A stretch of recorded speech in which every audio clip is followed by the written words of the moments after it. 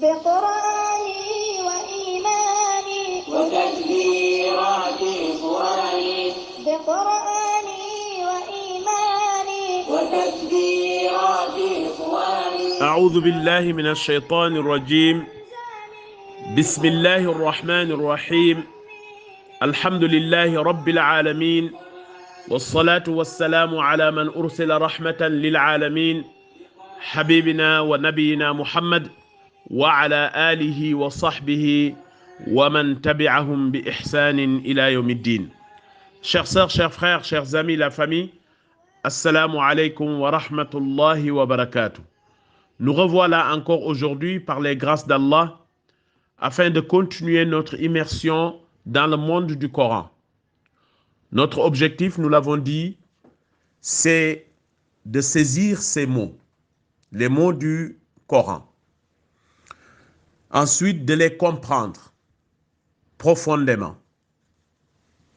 Et enfin, de les vivre comme Allah nous le recommande. Comme Allah nous le demande de le vivre. Et cela nous donnera l'accès à sa satisfaction, qui est son paradis éternel, la vraie vie, mais surtout de nous éloigner de son mécontentement, qui est son châtiment, l'enfer éternel. Al-Qur'an al-Karim n'est pas comme n'importe quel livre. Il est unique à tous les égards. Il a sa propre langue. C'est pas que l'arabe. C'est pas l'arabe que les arabes parlent. Non. Ghayri dhi iwaj. C'est l'arabe qui n'a pas de tortuosité. C'est l'arabe pur qui vient d'Allah, choisi par lui-même. Al-Qur'an al-Karim a sa propre diction, son propre style et sa propre rhétorique, sa propre logique et sa propre argumentation. Et surtout, une approche, un but, hadaf unique. Il a cet objectif. Son but unique est de guider l'homme. Hudan lil muttaqin, hudan lil alamin. Tout homme vers son créateur en vue d'opérer en lui un changement radical. C'est le rôle du Coran al-Karim. Dawrul Coran. Chers sœurs, chers frères, chers amis, la famille, en le mettant en relation toute nouvelle avec Allah subhanahu wa ta'ala. Mais surtout, toute chose est dirigée vers ce but d'être guidée. Al-Hidayah. Toute chose est informée et modelée par cet objectif. C'est nécessaire que celui qui s'engage dans la voie du Coran il doit essayer de mettre ces choses-là devant lui. Et c'est ça qu'on appelle al-basira, la clairvoyance. Chers sœurs, chers frères, chers amis, la famille, nous sommes à la fin de cette belle sourate qui est la sourate An-Nazi'at. Et nous nous sommes arrêtés hier dans le verset 34 où Allah nous dit très clairement ces versets. Il nous dit, et puis quand viendra le grand cataclysme, quand viendra cet cataclysme,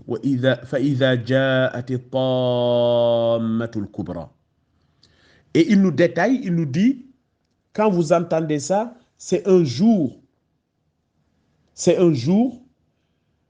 où l'homme se rappellera à quoi il s'est efforcé. L'homme se souviendra du mal et du bien qu'il aura fait. Tout le mal, tout le bien que l'homme a fait de ses mains, de ses yeux, de sa langue, ce jour-là sera présenté devant lui. C'est pourquoi on appelle le jour du jugement. C'est le jour où les choses seront mises en place. Donc, il y aura toujours deux catégories. Donc, cela montre, depuis qu'on a commencé ces études, on voit qu'Allah insiste sur ce jour-là. Ça veut dire tout simplement, ce jour est important. Ça montre que ce jour va venir et que tout un chacun d'entre nous doit se préparer à ce jour. Que le malheur ne l'atteint pas pour avoir un doute pour ce jour important que Allah a souligné plusieurs fois dans le Coran. Quant à celui qui aura dépassé les limites, Allah nous dit, il y aura des gens qui ont dépassé les limites. Des gens qui ont dépassé les limites que Allah a mis en place, ce jour-là, ce sera terrible.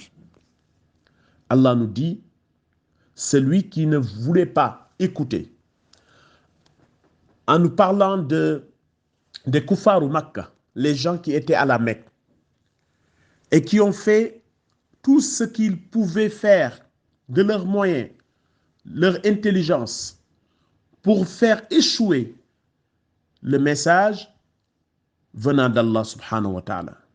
Et les conséquences de leur rejet, on le ressent jusqu'à aujourd'hui.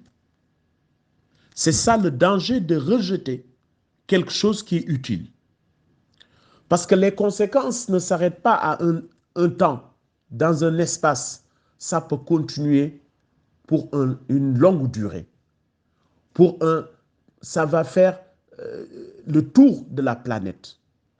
C'est pourquoi Rasoul alayhi salam nous dit, celui qui instaure une bonne chose aura les récompenses de cette bonne chose, alors ça diminue à rien ses actes à lui.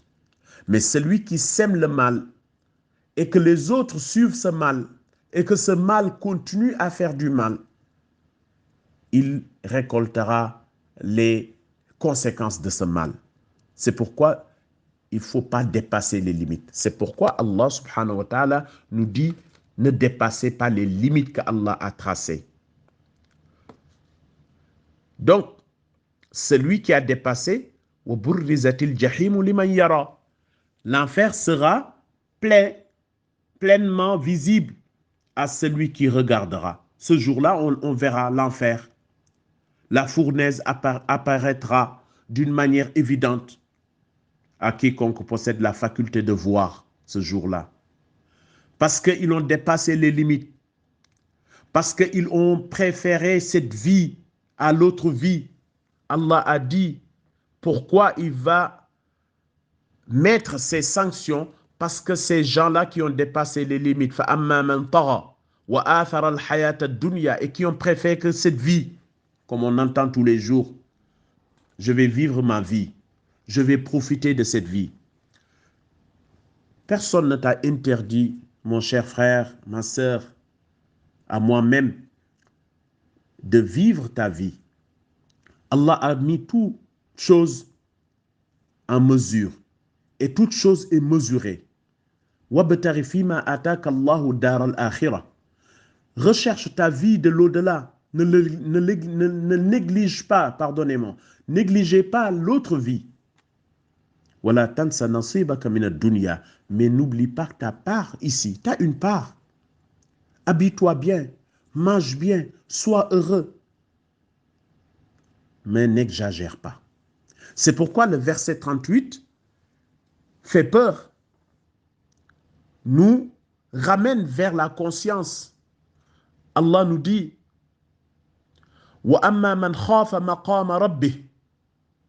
celui qui a, après que il a dépassé les limites, il a préféré la vie présente, alors l'enfer sera son refuge. La fournaise lui sera destinée comme refuge, comme un endroit où il va séjourner, qu'Allah nous en préserve. Mais pourquoi là Allah nous décrit dans le verset 40 en nous disant وَأَمَّا مَنْ خَافَ مَقَامَ رَبِّهِ وَنَهَى النَّفْسَ عَنِ الْهَوَى. Mais pour celui qui aura redouté de comparaître Et oui, il ne faut même pas penser à comparaître devant Dieu. Celui qui aura redouté, qui a tout fait pour ne pas comparaître devant son Seigneur, et il a préservé son âme de la passion. Quant à celui qui aura redouté ce jour-là, où il comparaîtra devant son Seigneur et qui aura réservé son âme des passions, c'est-à-dire il n'a pas pris ses passions comme une divinité, comme Dieu le dit. N'as-tu pas vu quelqu'un qui a pris comme divinité sa passion ou bien ses passions comme divinité? On voit aujourd'hui dans le monde où nous sommes, certaines personnes vont aimer des choses de la vie plus que l'essentiel, plus que Dieu, plus que la religion, plus que le livre de Dieu, plus que le jour du jugement. Et ils sont dans cette passion qui les a entourés jusqu'à ils n'ont plus le temps. Ils n'ont plus le temps de rien faire, de remercier Dieu, de profiter en famille, de faire des choses tout simplement, comme je l'ai dit, essentielles. Et c'est ça, le fait d'aimer quelque chose sans mesure, jusqu'à cette chose te domine et tu deviens son esclave. Alors qu'en réalité, on doit être l'esclave de Dieu, parce que Dieu, c'est lui le dominateur suprême. Mais il domine et il te donne des droits, il te donne des devoirs. Mais les passions que tu as, qui te font plaisir, certes, mais te dominent, t'empêchent de faire l'essentiel. C'est pourquoi Allah nous dit « Alhaakumut takathur, hatta zurtumul maqabir » La course aux richesses vous distrait. Vous êtes là en train de le travail, sans limite. Le travail est important, mais le juste milieu. Vous êtes en train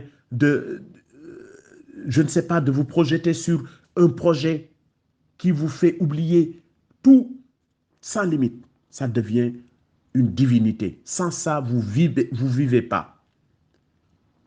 Ça vous distrait vers l'essentiel. Ça vous empêche d'aller vers l'essentiel. C'est ça que ça signifie, ces versets. Hatta zurtumul maqabir. Jusqu'à la mort vient frapper votre porte alors que vous n'étiez pas prêt encore.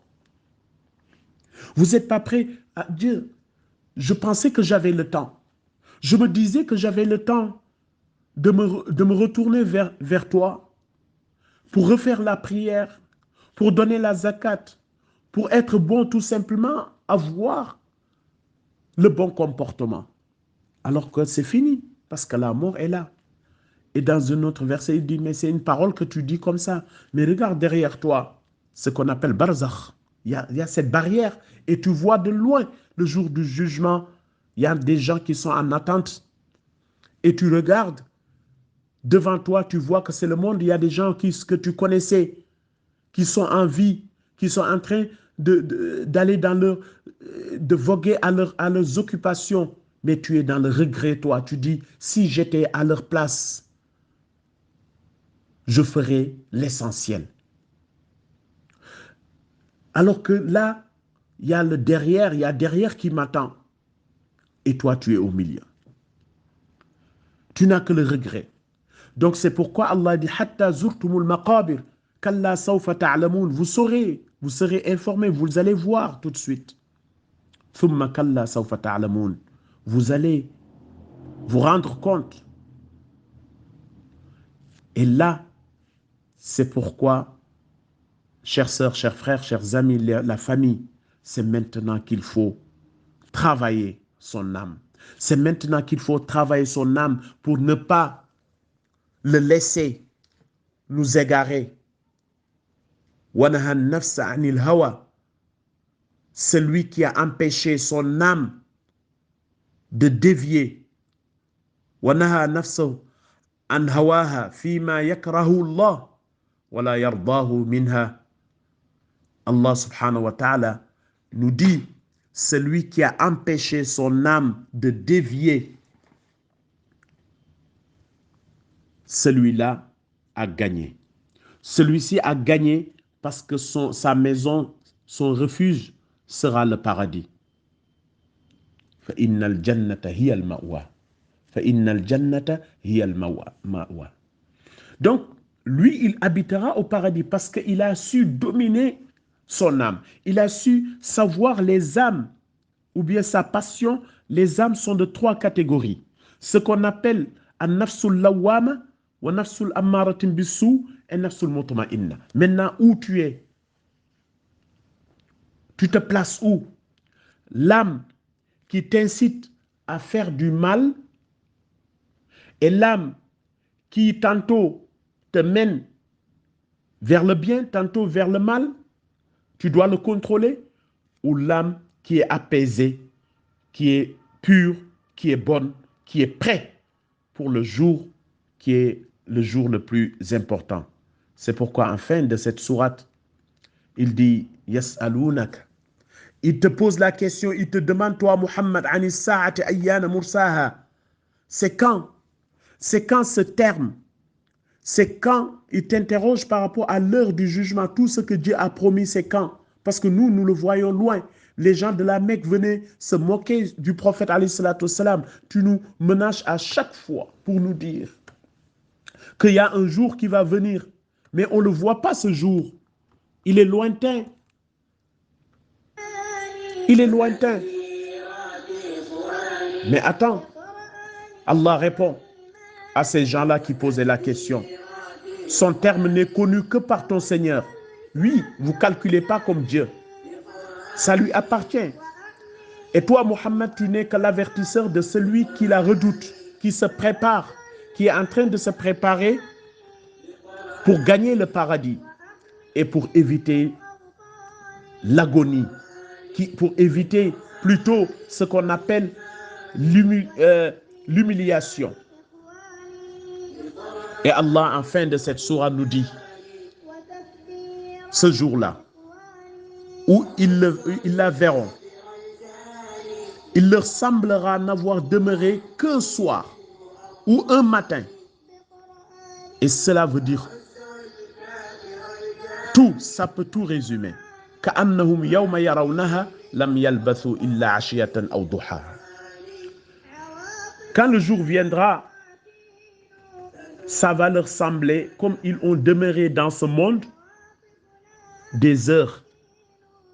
On peut dire même des minutes, parce que c'est un soir pour eux, ou bien un matin. Ils vont oublier tout ce qu'ils ont vécu comme bonheur, comme je disais, tout ce qu'ils ont profité, ils vont l'oublier à un instant, parce que ce jour-là est tellement fort, cet événement est tellement grave, terrible, qu'ils vont oublier ce qu'ils ont vécu.